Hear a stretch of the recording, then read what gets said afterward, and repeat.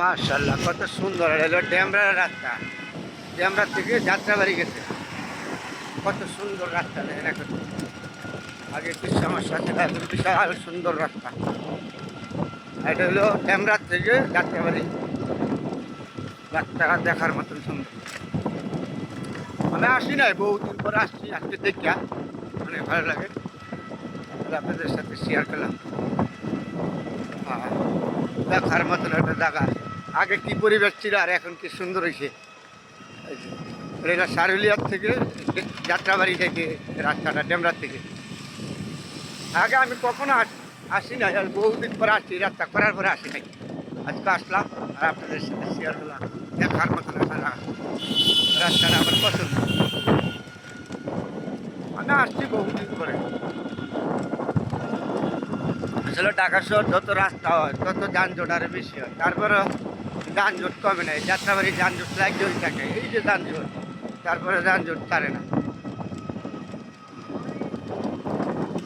সুন্দর রাস্তা, one by one এই লাইন দাও।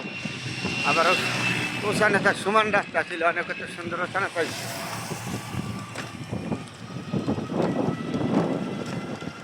ঢাকা শহর যত রাস্তা হবে তত যানজট হবে আরো বেশি, কমে।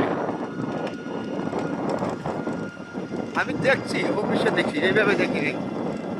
তারপরে খুব সুন্দর একটা রাস্তা দেখার মতো। যাত্রাবাড়ি থেকে ড্যামরা ওখানে চিড়িয়াং রোড এদিকে যায় আর কি, রাস্তাটা দেখার মতো।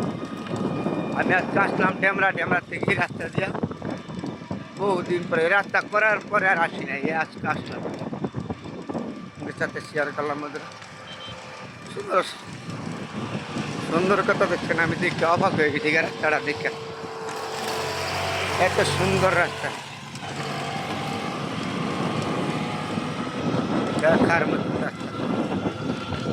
যাই হোক, আমাদের দেশে উন্নয়ন শুধু সরকারের না, উন্নয়ন আমাদের সবার, এটা জানতে হবে। উন্নয়ন আমাদের সরকারের না, জনগণের উন্নয়ন সবার জন্য।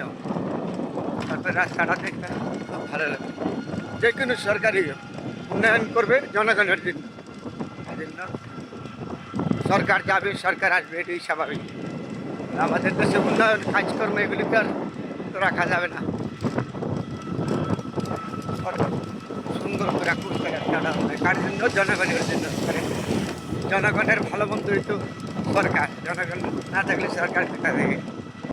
সরকার যাবে, সরকার আসবে, তো ভালোটা ভালো বলবেন, খারাপটা খারাপ বলবেন, এটা হলে সর্বোচ্চ কথা না।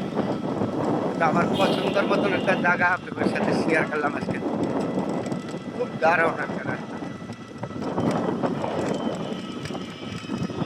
আবারও বলেছি, রাস্তাটা হলো ড্যামরা থেকে যাত্রাবাড়ি পর্যন্ত, খুব সুন্দর সারিলে লেগেছে।